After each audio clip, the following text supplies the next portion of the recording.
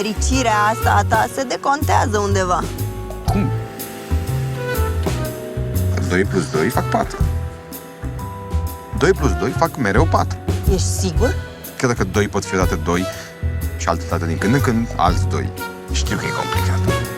Tu ești cel mai bun prieten al meu. Exact. Eu și cu David am vrea să-ți propunem ceva.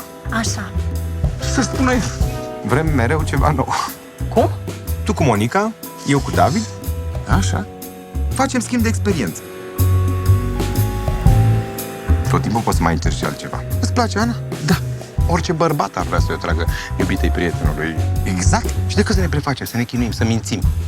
Mai bine să o rezolvăm pe bune și în realitate. Tu nu ești normal? Una e să fim prieteni și alta e să facem schimb de neveste. Ce schimb? Ca prieteni, ca oameni. Probabil că ai înțeles. Luați-o și voi ca pe un joc. Cât de dubitoc ești? E o idee perfectă.